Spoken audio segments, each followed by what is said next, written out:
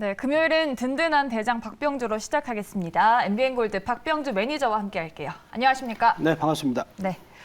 드디어 저희가 기다리던 CPI가 네. 나왔습니다. 네. CPI 나오는 거를 어떻게 보셨는지가 궁금한데 네. 일단 시장 전략 의견부터 체크하고 이야기 나눠보도록 할게요. 네. 네, 의견 보시면 오늘도 후퇴입니다. 네. 또 한 번의 후퇴입니다. 네. 언제까지 후퇴를 주실지 돌격 주실 때까지 좀 디데이를 세면서 기다리고 싶네요. 네. 저도 이제 제가 이제 9월 그때 초부터 예. 그때 환율 시장을 보고 전략적인 후퇴라를 말씀을 드렸었고, 그리고 나서 우리 지수가 이번에 2135까지 하락하고 나서 오늘 같은 경우는 이제 반등이 나왔는데, 그렇지만 여전히 지금 계속 제가 전략적인 후퇴라는 것을 계속 하고 있는 이유가 뭐냐면, 예. 미국의 기준금리가 생각보다 아주 공격적으로 상승할 수 있다라고 생각이 들고요. 그리고 지금 미국은 기준금리를 올해 3월 달에 0.25에서 지금 3.25까지 10배 이상을 끌어올렸습니다. 1980년도부터 그동안에 기준금리를 이렇게 단기간에 강하게 끌어올린 적은 없었어요. 과거에 이제 1994년 2월 달부터 1995년 2월 달까지 그때 3%에서 6%까지 끌어올렸는데, 그때는 1년 만에 2배, 3배에서 6%까지 끌어올렸잖아요. 근데 이번에는 0.25에서 현재 3.25인데, 이게 연말까지는 4.5 이상, 심지어 어느 투자 기관 같은 경우는 5%까지 간다고 그럽니다. 그러면은 이제 1년도 안 돼가지고 기준금리를 17배 이상으로 끌어올리거든요. 예. 더군다나 그러면 저금리에서 사람들은 이렇게 금리를 강하게 끌어올린 것을 예상을 못했을 겁니다. 못했죠. 그래서 이제 이런 것을 예상 못하고 세계 각국 연기금들이 저금리 상품에 투자를 했다가 요즘에 굉장히 곤란을 겪고 있는데, 이렇게 금리를 끌어올리면서 그런 휴유증들이 아마 드러날 겁니다. 그래서 그러면 휴유증들을 증시는 미리 반영을 해야 되니까 당분간은 증시는 더 하락할 수 있다고 보면서 저는 계속해서 후퇴로 말씀을 드리겠습니다. 예. 저희가 그럼 CPI를 본격적으로 얘기해봐야겠죠. 네. 물가지표가 지금 추세적으로는 하락이지만 네. 근원 CPI가 또 굉장히 높지 않았습니까? 네. 제가 어젯밤에 실시간으로 CPI 나오는 걸 보는데 네. 이 CNBC에서 바로 40년 만에 최고치라고 또 기사를 내더라고요. 네. 물가가 아직까지는 좀 잘 잡히지 않는다라고 저는 느꼈거든요. 네네. 매니저님은 어떻게 해석하세요? 저도 그렇게 생각을 하고 싶어요. 예. 물가가 이제 저는 당분간 잡히지 않을 것이다. 이제 이런 비슷한 사례가 1980년대 초반에서 미 연준이 그때 하루에도 금리를 4% 끌어올렸어요. 하루에 4%. 예. 엄청났죠. 그래가지고 금리를 20%까지 80년대 초반까지 끌어올렸어요. 그때 이제 폴 볼커라는 사람이 이제 권총을 차고 다니면서 이제 왜냐면 그렇게 금리를 끌어올리면 미국 경제가 침체니까, 심지어 초등학생이 편지를 보냈습니다. 폴 볼커 의장 때문에 우리 아빠가 지금 일자리를 잃을 것이다. 그래 제발 금리를 끌어오지 말아달라. 네. 했는데 불구하고 금리를 끌어올렸거든요. 그러면서 인플레이션을 잡았는데, 당시에도 그때 금리를 이제 최종적으로 끌어올린 20%까지 끌어올린 시점까지도 인플레이션이 잡히지 않았어요. 네. 그때 당시에도 14%, 12%, 15%를 넘나들었거든요. 그렇다면 지금은 현재 인플레이션 이번에 9월 달에도 이번에 지금 보니까 8.2%로 나왔는데 8%가 넘은 상태고, 그러면 미 연준은 지금 목표치가 2%까지 내리는 거거든요, 물가를. 근데 지금 격차가 지금 6.2%가 나 있는 상태예요. 그래서 이번에 물가가 쉽게 저는 잡히지 않을 것이다라고 생각합니다. 여기서 공격적으로 더 끌어내려야 됩니다. 그렇게 안 하면 어떤 현상이 발생할 거예요? 네. 지금 미국 같은 경우는 미국 인구의 55%의 그 사람들이 갖고 있는 부가 네. 1%밖에 안 된답니다. 빈익빈 부익부 현상이 엄청나게 심해지나 심하죠. 봐요. 그러니까 미국 인구의 55%가 그냥 일용직 노동자처럼 하루 벌어서 하루 먹고 사는 사람이거든요. 그러면 그 사람들 입장에서 그분들 서민 입장에서 지금 물가를 감내할 수 있겠습니까? 자기들 수익은 어느 정도 수익이 고정됐는데 물가가 오르게 되면 그만큼 살기가 팍팍해지죠. 그럼 그런 것들은 이제 미국 중간 선거나 아니면 2년 후에 치러질 대선의 표심으로 이어질 겁니다. 따라서 미국 당국자들은 아마 자기들이 작정을 하고 물가를 잡을 수밖에 없는 것이고, 그러려면은 금리를 공격적으로 내년 상반기까지는 끌어올려야 된다. 따라서 시장은 좀 당분간 어려울 것이다라고 말씀드리겠습니다. 네. 제가 어제 CPI 나오는 거를 실시간으로 봤다고 말씀드렸는데 네. 그 연준 기준금리 예상이 4.75%로 또 바로 올라가더라고요. 네, 맞습니다. 그 말은 11월 FOMC에서 기준금리 인상을 자이언트 스텝을 넘어서 울트라 스텝까지 올리는 맞습니다. 거 아니냐라는 말까지 나오던데 네. 일단 페드워치에서는 다음 달 75% 네. 0.75% 인상 확률이 96%까지 맞습니다. 올라갔던데요. 네, 네. 그럼 자이언트 스텝은 기정사실화로 보고 네, 울트라까지 염두에 두어야 할까요? 네.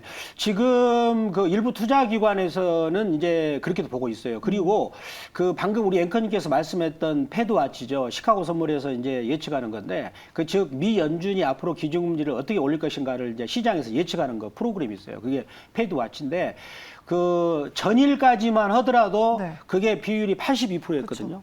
근데 하루 만에 96.6%로 바뀌었어요. 거의 100%나 마찬가지죠. 그리고 미국 그 기준금리 2%, 미국 기준금리 그 2년물이죠. 2년물인데 요거는 미국 기준금리를 선행해서 먼저 움직이는데 미국 2년물에 대한 국채 금리가 4.5%까지 갔습니다. 4.5%. 그러면은 지금 미 연준이 11월 3일 날 1%까지도 끌어올릴 가능성도 있다. 더군다나 근원 물가 지수가 40년 만에 최고치를 기록했거든요. 그래서 그럴 것이 가능성이 크고 제가 이제 논외로 한 가지 이제 경제사적인 문제, 경제사는 우리 그 대공황 이전에는 그 뭡니까 고전 악화라고요. 경제 주체들이 경제 활동을 하는 데서 모든 자유를 다 주었죠. 그 여파로 이래 가지고 이제 1929년에 대공황이 벌어졌고 네. 그거를 막기 위해서 케인즈 악파가 등장해서 이제는 통제를 해야 된다 해가지고 이제 그 사조가 1979년까지 이어졌습니다. 그리고 나서 그 문제가 발생하니까 지금에 나온 게 신자유주의 학파라고 그런 거거든요. 그러니까 신자유주의 학파의 가장 문제점이 드러났습니다. 이번에 그 코로나를 막기 위해서 전 세계적으로 돈을 엄청나게 풀었습니다. 이것이 바로 물가를 끌어올리는 요인인데 그러면 내가 저지른 죄를 이제 갚으려면 어떻게 됐습니까? 물가를 잡아야 되겠죠. 그러면 금리를 끌어올리는 것은 필연적이다라고 말씀을 드리겠습니다. 네. 연준의 피봇은 앞으로 좀 나오지 않을 그런 네. 단어인 것 같습니다. 네. 그런데 단기적으로는 베어마켓 랠리가 조금 더 이어질 수 있다? 네. 그래서 많이 빠진 낙폭과대주를 담아봐라라는 의견도 많이 나오던데요. 네. 사실 내가 가진 종목이 오르느냐 안 오르느냐가 중요하잖아요. 네, 네, 그래서 네. 시청자분들이 좀 많이 갖고 계실 만한 그래서 좀 걱정이 크셨을 네이버, 카카오도 오늘 큰 반등을 해줬고 네. 또 삼성전자에도 외국인의 매수가 연일 들어와주고 네. 있습니다. 네. 일단 낙폭과대 성장주들 네. 지금 수급과 함께 보여준 반등은 앞으로 추세적으로 이어질 수 있을 반등일까요? 아니면 그냥 뭐 희망 고문일까요? 저는 일단은 그 첫 번째는 펀더멘털적인 측면, 그 회사의 기업 가치로 본다면 쌉니다. 그러나 주가라는 건 속성이 뭐냐면 이제 시장의 피냄새가 날 때, 그때까지 빠져요. 한번 추세를 만들게 되면. 그리고 지금은 이제 신자유주의의 그 40년의 기조 문제점이 드러나고 있거든요. 네. 그러면은 그런 40년 동안의 그런 문제점이 드러날 때는 상당하게 어려움을 주는 자리에서 고점을 만듭니다. 과거 동향을 본다면. 그래서 펀더멘털적으로 본다면 지금 싼 것들이 많아요. 그렇지만 시장은 과매도 국면까지 왔을 때 바닥을 다진다라는 어떤 그 심리적으로 놓고 본다면 저는 한 2,000포인트를 깨서 한 1,800 초반까지는 오지 않을까라고 생각합니다. 물론 그렇게 오면 내가 거기에 따른 대응 전략을 짜면 되는 거예요. 네. 뭐 굳이 하락한 종목을 들고 있을 필요가 있나요? 반대로 오르는 종목 인버스라고 있지 않습니까? 그쵸. 그런 종목을 또 공략하면 되는 거고 그런 다양한 방법이 있다는 것도 또 말씀을 드리도록 하겠습니다. 네, 아직까지 성급하게 대응하기보다는 조금 더 관망하는 자세로 지켜볼 필요가 있다라는 말씀 드려봤습니다. 그래도 우리는 꾸준하게 종목을 잡으면서 또 수익을 내봐야겠죠. 저희가 이미 8월에 한번 잡았었던 한국정보통신이라는 종목 목표가를 달성하고 나왔었는데 저희가 네. 재공략을 했었습니다. 네. 그런데 이 종목이 이런 하락장 속에서도 또 한 번의 목표가 달성을 보여주면서 네. 16% 넘는 수익을 내주게 됐어요. 짧게 보유자분들을 위해서 리뷰 한번 들어볼까요? 네. 자, 한국정보통신을 제가 지난번에 이제 한번 8월 달에 들고 와 수익이 많이 났었죠. 그래가지고 다시 한번 또 이제 들고 와서 수익이 또 이제 고점 달성 16.6%의 그 수익을 달성했는데 자, 이 종목은 이제 기술적인 파동상 요런 과정이죠. 자, 여기 부분에서 1파를 끌어올릴 때에 애플페이가 올해 연말에 현대카드하고 제휴를 해서 공급될 것이다. 그러면 한국정보통신은 거기에 들어가는 솔루션을 할 수 있다라고 연기가 났습니다. 연기만 소문만 퍼졌죠. 그리고 나서 주가가 끌어올리면서 여가 이제 3파동이 됩니다. 그 다음 올라갈 때가 3파동이 2파 조정하고 3파동이 올라갔었죠. 거기서는 이제 구체화됐습니다.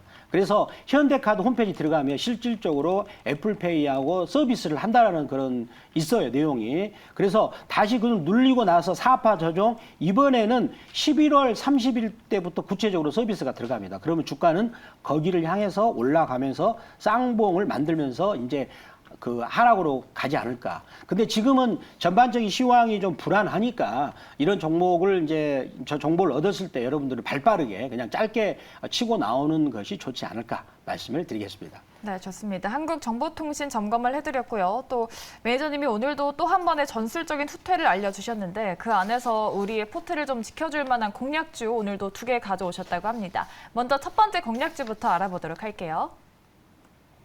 대장의 픽은 인버스를 가져와 주셨습니다. 사실 매니저님이 구두로는 꾸준하게 언급을 하셨는데 저희가 이거를 관심 종목으로 소개를 해드려야 될까 고민을 많이 하다가 그래도 뭐 해지 성격으로 자세하게 소개를 해드리는 차원에서 좀 들고 나왔죠. 네네네.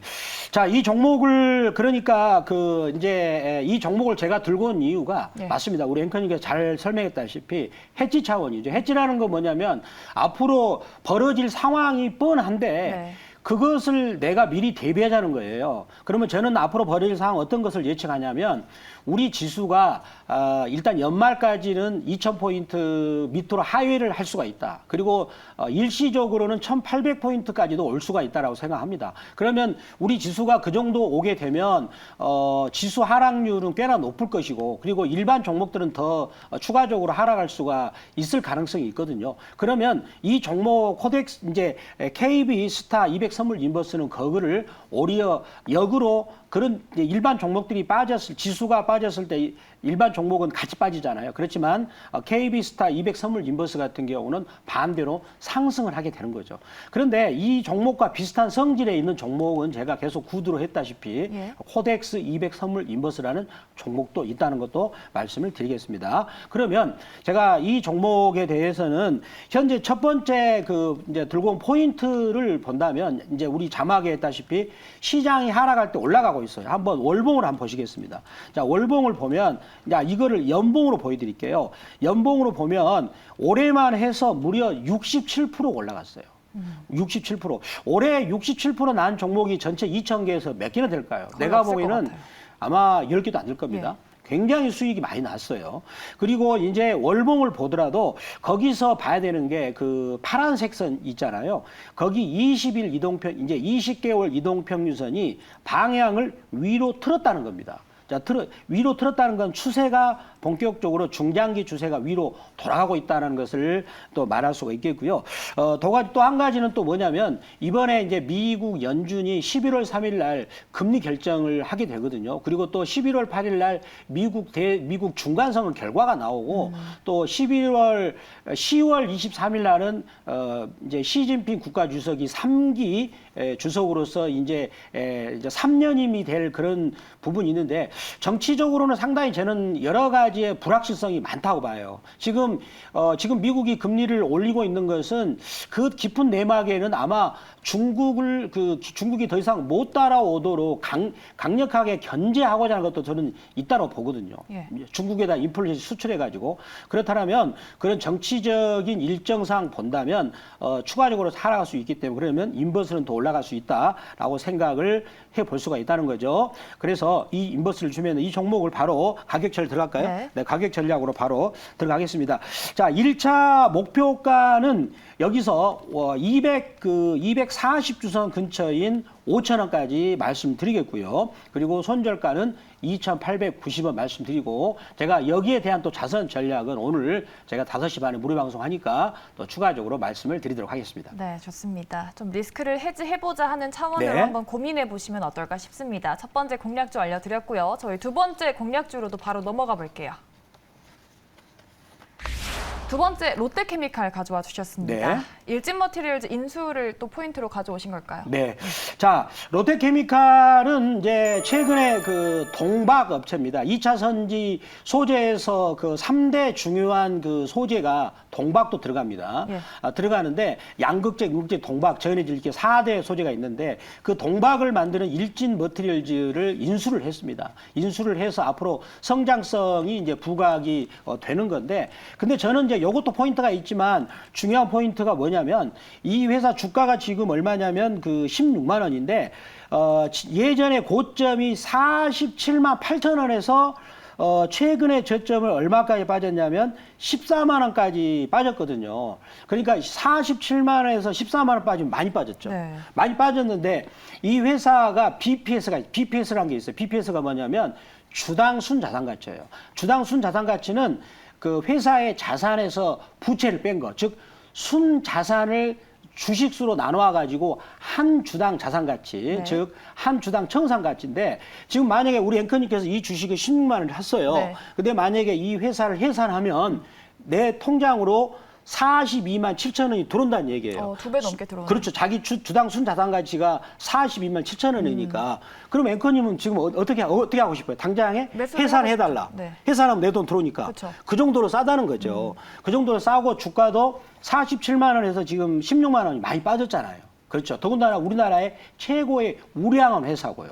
우량한 회사인데, 근데 이 회사가 주가가 이렇게 계속 많이 빠졌던 이유가 올해는 유감스럽게 적자라고 합니다. 자, 놀라지 마세요. 놀라지 마세요. 이 적자를 주가가 빠지면서 반영을 했어요. 근데 내년부터는 다시 8,600억대로 영업이익 흑자로 될 수 있다고 합니다. 그렇다면 주가는 이미 적자를 반영했고 지금 주가 상태가 주당 순자산가치가 42만 7천 원인데 지금 16만 원이니까 절대적인 저평가다. 지금처럼 시장이 이렇게 시황이 안 좋을 때는 이렇게 우량한 기업에서 절대적인 저평가 영역이고 가치도 많이 빠진 종목들이 오히려 매력적이 될 수 있겠다라는 관점에서 준비를 하게 됐습니다. 네.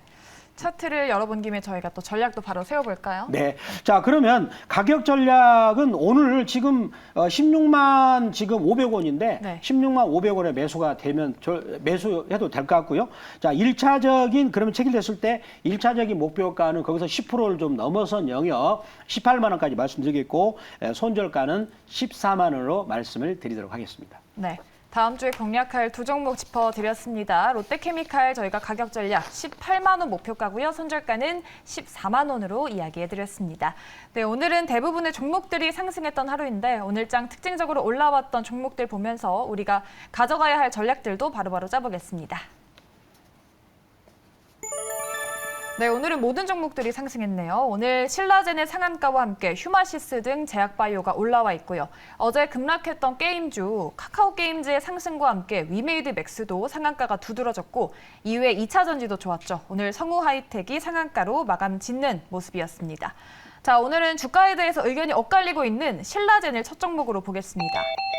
거래직에 이틀째 상한가 기록을 네. 했죠. 주주분들은 사실 거래 전지 전 주가 수준까지 올 수 있을까 그게 네. 궁금하신 분들이 되게 많았을 텐데 네. 오늘은 그 가격대를 뛰어넘으면서 일단 안도하셨을 것 같습니다. 네. 신라젠 다음 주 어떤 의견일까요? 자, 신라젠은 제가 고로 말씀을 드리겠습니다. 고로 말씀드리는 요거는 제가 기술적 분석으로 그냥 순수하게 말씀드릴게요. 이런 게 어찌 본다면은 신라젠을 떠돌고 있는 뭐 뉴스나 이런 거를 검색하다 보면 내가 올바른 객관적인 판단을 잃어버리고 네.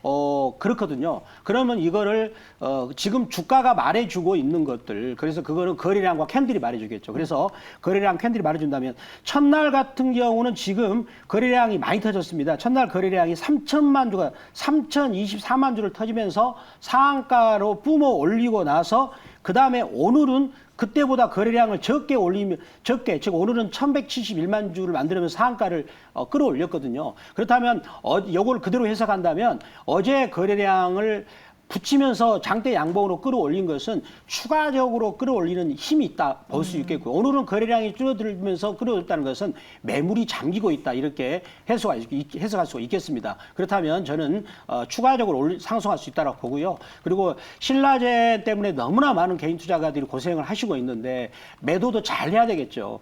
이 회사가 지금 항암 치료제와 관련된 부분들은 부지런히 연구를 하고 있지만, 제약바이오 같은 경우는 예전에 한미약품 같은 경우는 실제로 돈을 버는 회사인데, 그때 한미약품이 이제 외국에다 자기들이 신약의 수출을 거의 5조 넘게를 했어요.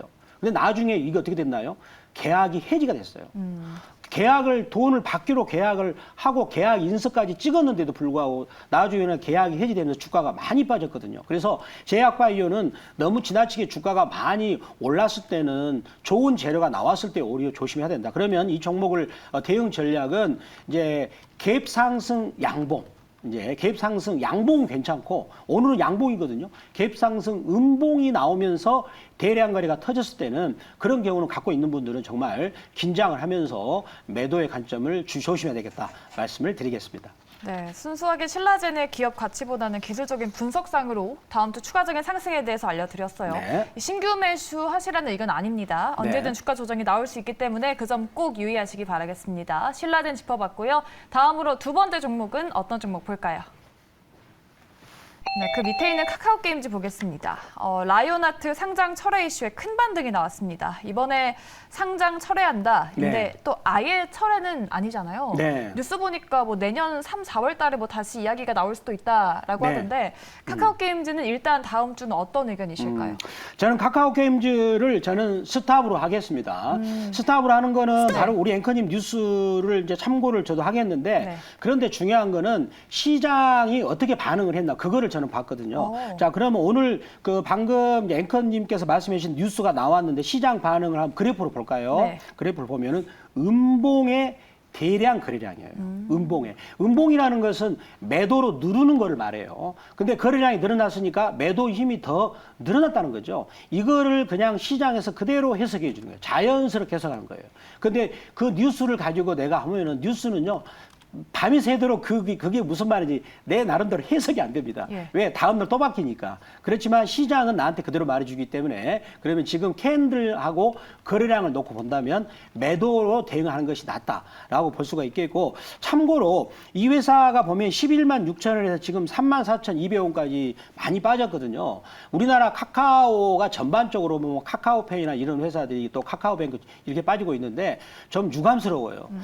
그거를 정말로 그 개인 주주를 위한 행동을 했다면, 더군다나 지금 그 회사 우리 사주를 갖고 있는 분도 많은 고통을 겪고 있다고 하더라고요. 그래서 카카오가 정말 제가 뭐 제정신을 차려가지고 올바른 경영을 했으면 좋겠다라고 말씀드리겠습니다. 네. 거래량을 동반한 음봉, 그리고 여전히 오보행 이슈가 남아있다라고 좀 판단하시는 것 같습니다. 리스크가 또 없어진 건 아니잖아요. 시장이 좋아지면은 다시 또 상장 이야기가 들려오지 않을까 싶습니다. 네. 카카오게임즈는 일단 저희가 스탑으로 알려드려봤습니다. 참고해 보시고요. 최근에 개별적인 이슈가 있었던 제약 바이오주도 올라오고 있는데, 저희가 세 번째 종목으로 이 종목 바로 체크해 볼게요. 네, 휴마시스 보겠습니다. 학회나 신약 모멘텀보다는 분쟁 이슈로 올라온 종목입니다. 휴마시스 주총에서 소액주주들이 최대주주랑 표 대결을 예고했다라고 합니다. 이러한 이슈가 호재가 되는 걸까요? 휴마시스 다음 주 어떤 의견이실까요? 네, 자, 휴마시스는 제가 이제 고로 말씀을 드리도록 하겠습니다. 네. 지금 휴마시스가 올해 그 상반기만 하더라도 영업이익이 1,900억 정도 벌었습니다. 코로나 진단키트로도. 그렇죠. 작년도 많이 벌었고요. 예. 아마 내년도 벌 거예요. 코로나가 뭐 당장이 없어지겠어요. 계속 진단을 받아야 되니까. 그러면 이 회사가 지금 작년하고 올해 얼추 번 금액이 거의 뭐 한 3천억이 넘을 텐데, 지금 시가총액이 6천억밖에 안 되거든요. 그러면 그 정도 이익을 벌면 정상적으로 보면은 3조 정도는 돼야 돼요, 시가총액이. 그러면 이 회사의 소액주주 입장에서는 경영진한테 얼마나 얄밉겠어요. 돈을 당연히 회사가 상장을 한 주식회사는 주주들을 위해서 주주를 위한 행동을 해야 되는데 그렇지 않다는 거예요. 요 정도 돈을 벌면 시가총액이 3조가 되는데 6천억을 넘나드니까 너무나 저평가 된 거죠. 만약에 이런 회사들이 2차 전지로 가면 어떻게 되겠습니까? 만약 2차 전지 업종을 바꾸면 그러면 그때는 시가총액이 많이 갈 거예요.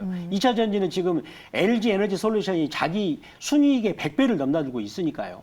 그래서 소액주주들이 화가 났다. 그래서 소액주주들이 이제는 대표이사한테 이제 주주총회를 열어서 표대결을 하겠다. 그래서 지금 휴마시스는 대주주 물량이 그렇게 많지 않거든요. 그래서 어떤 경영권 분쟁이 이슈가 터지면서 주가가 올라가고 있는데 지금 어떤 이 회사의 지금 현재 기술적 분석이나 아니면 갖고 있는 기본 가치에 비한다면 여전히 싼 구간이기 때문에 추가적으로 주가는 상승할 여력은 있다. 이렇게 말씀을 드리겠습니다. 네. 주주총회 분쟁 후에 좀 주주 가치가 제고될 수 있지 않을까 저평가되어 있는 휴마시스는 다음 주 고 의견으로 알려드렸습니다. 저희가 마지막으로는 변동성이 있는 쪽도 봐야겠죠. 좀 태조 이방원 안에서 이 종목도 한번 짚어보도록 할게요. 네, 마지막은 한화 에어로스페이스 볼게요. 그동안 태조 이방원이 뜨거웠는데 어느새 쏙 들어갔죠. 그래서 궁금하신 분들을 위해서 저희가 방산주도 짚어봐야겠습니다. 네. 오늘 8% 가까이 오른 한화 에어로스페이스는 일단 다음 주 어떤 의견이실까요? 저는 스탑을 말씀드릴게요. 스탑인가요? 지금 여기 일단은 잠시만요. 예. 단기적으로는 고로 말씀드릴게요. 그러니까 다음 주까지 본다면 다음 주 올까 본다면 그쵸. 고고요. 그렇지만 조금 멀리 보면 스탑이에요. 방산주 호재를 가득 안고 있는 섹터가 아닐까요? 근데 제가 이 시간에 우리 출연해서 한 달 전인가 두 달 전에 태조 이방원 얘기하면서 우리가 이제부터 매도를 해야 되겠다 그런 말씀을 드렸잖아요. 근데 지금 방산주를 왜 이제 단기적으로는 고지만 왜 스탑을 말씀드리냐면 이 주가가 제가 이제 요거를 기술적 분석으로 보여드릴게요. 7월 초 때 4850원짜리가 86,600원까지 이렇게 올라갔어요. 이렇게 주가가 쭉 올라갔죠. 올라갈 때 우리 전체적인 시장은 별로 안 좋았어요.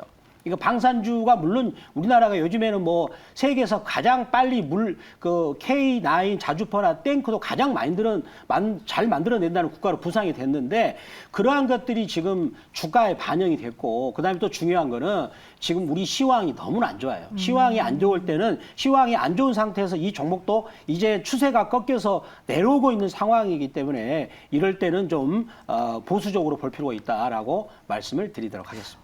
추세가 아예 꺾인 걸까요? 지금 방산주가 어제 막판에 급락했는데 또 오늘 우르르 올라왔고 지금 뭐 폴란드가 또 한국산 무기를 사들일 걸로 보인다라는 뉴스도 있고 북한발 리스크도 있고 그래서 그동안 급등한 거 절반을 되돌린 주가 흐름이라면 지금 저점 매수 분할로도 가능하지 않을까요? 어떻게 보세요? 저는 지금 현재 오늘 제가 한화 에어로스페이스만 추세를 보더라도 요거 간단히 설명드릴게요. 요거를 조금 깊이 들어가면 자, 제가 한번 기술적 분석을 보여드리겠습니다.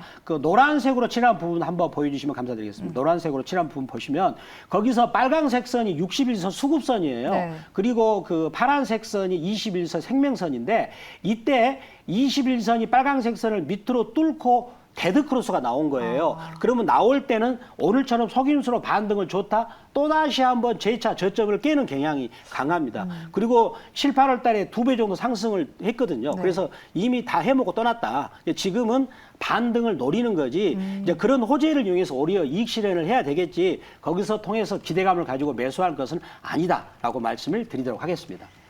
단기적인 고 그리고 중기적인 스탑 의견, 방산 섹터에 대한 전체적인 의견 저희가 들어봤습니다. 앞으로 참고하시면서 주가 흐름도 잘 지켜보시면 좋을 것 같아요. 저희가 이렇게 전략을 세세하게 짜드렸는데 아직까지 좀 시장에 대한 우려감이 많으신 시청자분들이 많이 계세요.